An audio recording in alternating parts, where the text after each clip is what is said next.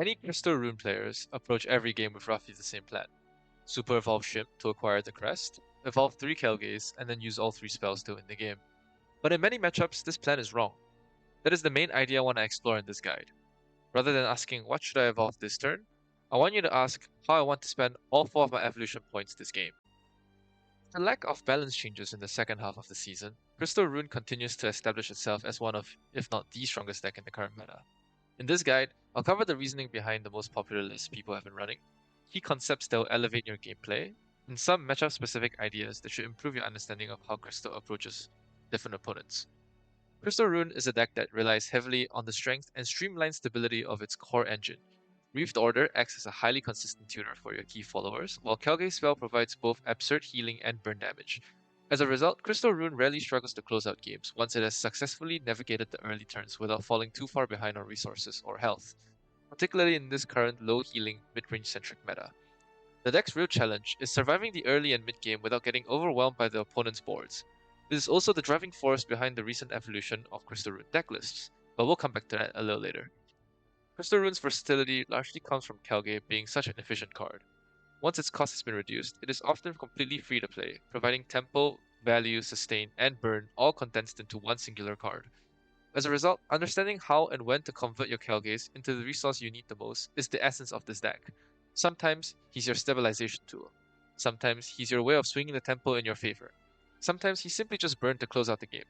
Recognizing which role your Calges need to play in each game is one of the most important skills to master, and why Crystal Rune is currently quite a technical deck. This is the current list that the majority of players have settled on. Most of the inclusions are fairly self-explanatory, so I'll focus instead on notable cards. The most impactful inclusion to the deck is Behemoth General. He completely clears the board as long as the 3 most expensive cards in your hand cost more than your opponent's. Fortunately, Behemoth General disregards discounted cost, using Calge's original cost of 10 instead for the comparison. At its core, Behemoth General converts one of your evolution points into a full board reset. As I mentioned earlier, Crystal Rune's primary weakness is dealing with Sword, Portal, Forest, and even Haven's early game boards. Behemoth General allows Rune to bridge over its weakest stage of the game, surviving the mid game without falling too far behind. The uncontested 6-7 stat line makes the evolved Behemoth something your opponent must answer, giving you even more breathing room for the next turn. You may notice that there's also Olivia and Bahamut in the list. They're both 9-cost followers that offer unique advantages. They both increase Behemoth General's consistency when you don't draw multiple Calges, but their added utility shouldn't be ignored. Since you are often forced to spend evolution points early on cards like Shymm and Behemoth General just to survive, Olivia can provide much needed support in grindier games. You can recover these resources to help you continue playing effectively into the late game, and occasionally represents additional reach with Bewitching Eld crystals. Bahamut, on the other hand, focuses more on tempo. It allows you to answer large late game boards without having to spend an evolution point, and also enables turns where you can develop evolved Calge onto boards that would otherwise be difficult to clear. The result is an enormous tempo swing. You clear the opponent's board, present a threatening 13-13 Bahamut, deal 4 damage to the face, and still generate your Calge spell, forcing your opponent to answer multiple problems at once. There's also a few things to note about the one-off Fate of the World. It is used for removal for cards that may be difficult for Crystal to clear, like Dragon's Intimidate followers. It is also potential as extra burn at Enhanced 10. One interesting aspect of Fate is that it's the only card in the deck that costs 5. This is relevant for a few meta decks that run 8 cost cards as their most expensive followers, like Forest with Althenia, Portal with Scarlet, and Sword with Mars. This means that with 2 Calges and a Fate of the World, the 3 highest card in your hand cost 25, which will always be greater than 24, which means Behemoth General will always proc against these decks. You may also remember older Crystal Rune lists running cards like World of Games and Alchemical Flare, but neither makes the cut in this version of the deck. World of Games is incredibly powerful when drawn early, but often becomes a dead card later into the game, especially in a list with such a heavy top end. Alchemical Flare is still strong, but it competes for board space when used as early removal, and the additional burn is often unnecessary in the current mid-range heavy metagame. Olivia fills the role of allowing us to comfortably play against slower decks, while also supporting the Behemoth package, making it a more flexible inclusion overall. Let's start with one of the simpler, but nevertheless important concepts for Crystal Rune. Early in the game, priority is to not fall too far behind. Because of this, it can be tempting to spend all your removal early just to avoid taking chip damage. However, the real danger usually isn't the damage itself, it's allowing your opponent's board to snowball out of control. Crystal Rune actually has access to an incredible amount of healing, but comparatively limited ways to efficiently answer large early game boards. This means your health total is often a resource that you're willing to spend if it allows you to answer a much stronger board later on, or set up Reefed Order, because oftentimes, the later you go into the game, the less freedom you have to go negative tempo to play Reefed Order. In other words, you generally want to be greedier with your removal than you might initially think. If we look at this bot state, I am able to full clear this board by trading both of my crystal spawns in.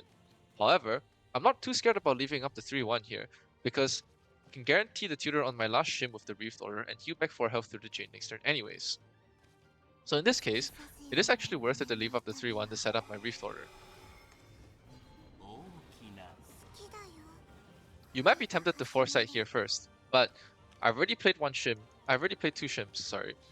So I want to guarantee my 2 tutors first and then play Foresight.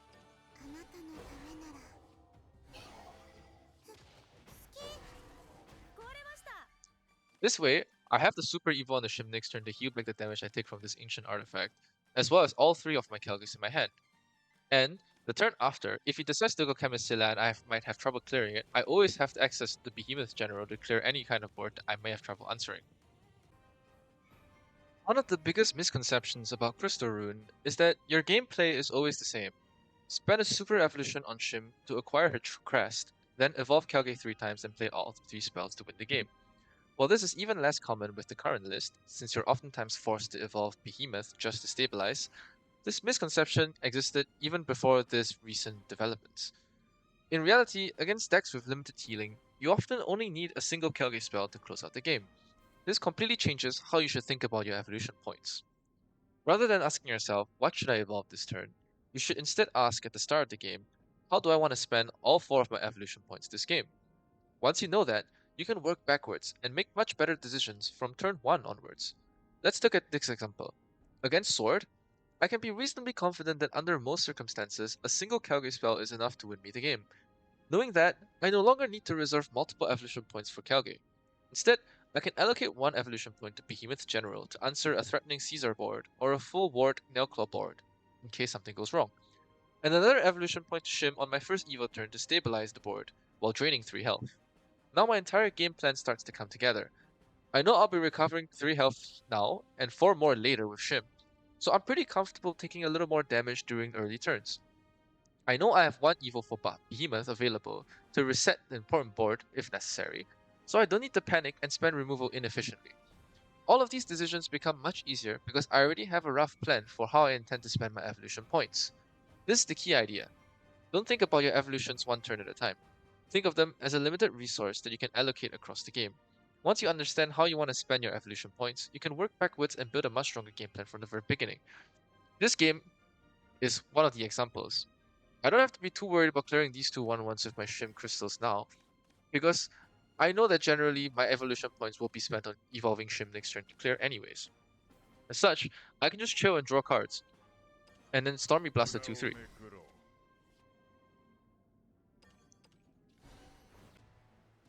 This brings me to another important concept, which is understanding how you want to utilize all your Calges.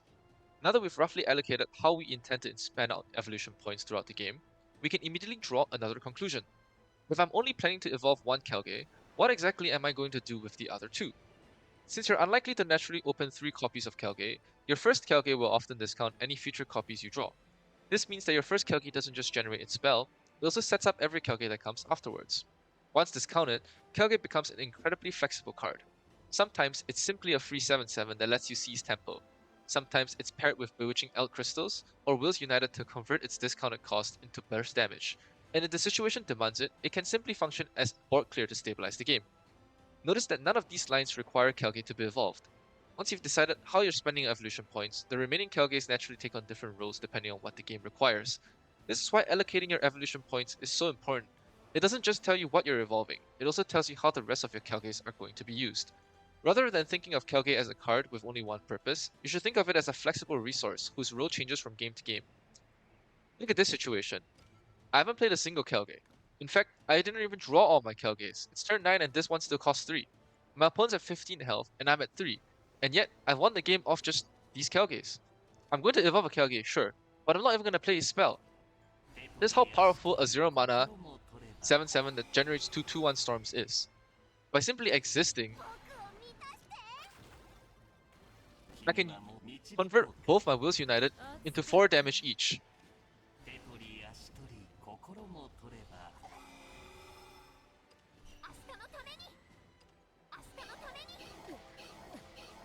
And just like that, I won without using a single Calge spell.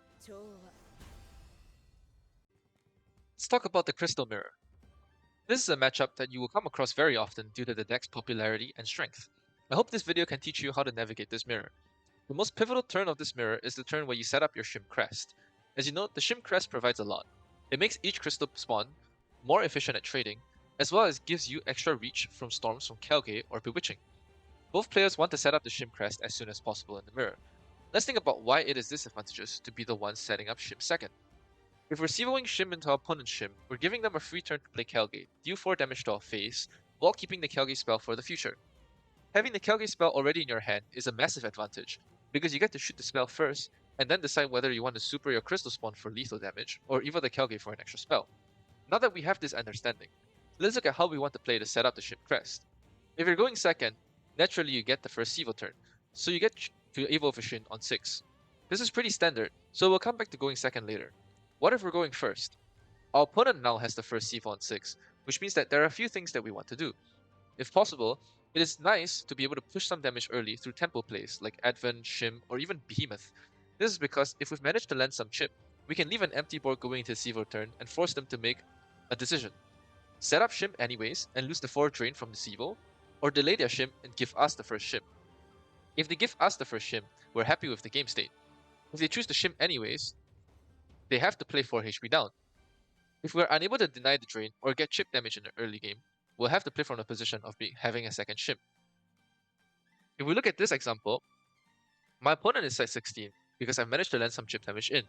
Going into the Sivo turn, I really want to leave an empty board so that he has an awkward Shymm. Luckily, I have 2 Refloaters in my hand, so I'm able to play the Advent, reduce my Calge, tutor the rest of my crystal cards from my deck, while leaving an empty board going into Sivo Shymm turn. What if you can't afford to do that? If your opponent has the first Shymm, there are 2 ways to go about playing around it. Mainly depending on how well you've drawn and the cost of the Calges currently in your hand.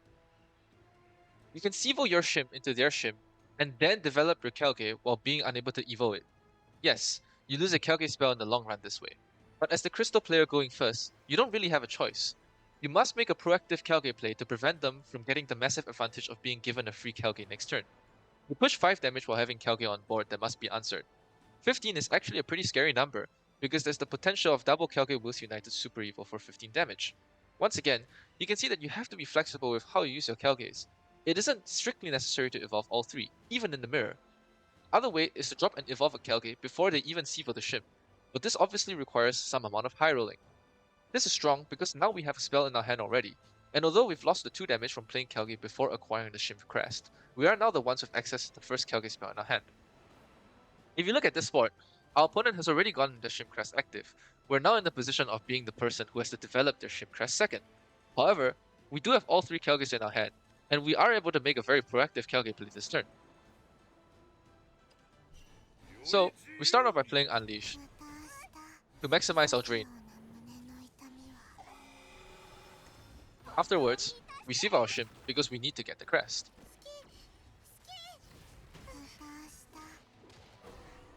We have to make a proactive Calge play here, because we don't really have a choice. And this is one of the ways you can win the mirror, being the second person to gain the Shymm Crest. Now let's circle back to the player going second. If you think about it from the reverse, as the player going second, you know the guy going first really wants to deny your Shymm, and as such, on their turn 6, they are most likely trying to aim for an empty board, especially if they've done some damage to your face. In this case, you can see our opponent's at 18 because we've managed to land 2 chip damage onto his face. He knows that if given the opportunity, we will leave an empty board going to his Sivo turn. As such, watch what our opponent does.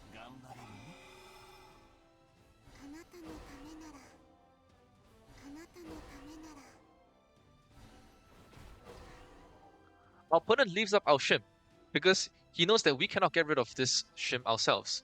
And this guarantees that he gets a drain target in on a Shymm Evo turn. This is very worth it in the long run, because as a Crystal player, you don't really want to evolve this Shymm face to push 2 extra damage, because the Evo on the Calge is infinitely more worth it. As such, this Shymm will always only be dealing 1 damage to your face. In the long run, you can think of this as taking 1 damage to guarantee 4 drain on your next turn, which is usually going to be beneficial. The biggest mistake you can make with Crystal Rune is treating every game as if it follows the same script. Before spending an evolution point, ask yourself 3 questions. How many Calge spells do I actually need to win this matchup? How do I want to allocate all 4 of my evolution points across the game? And what role does each remaining Calge need to perform? Once you answer these questions, your early removal, your health management, and even your mirror game decisions become much easier to plan. The goal is not to memorize one perfect Crystal Rune line. It is to understand what resources the matchup demands and build your game plan around them. If you found this guide useful, my previous video on hand reading and information gathering covers other framework for making better decisions when no line beats everything. Thank you so much for watching, and I'll see you in the next video.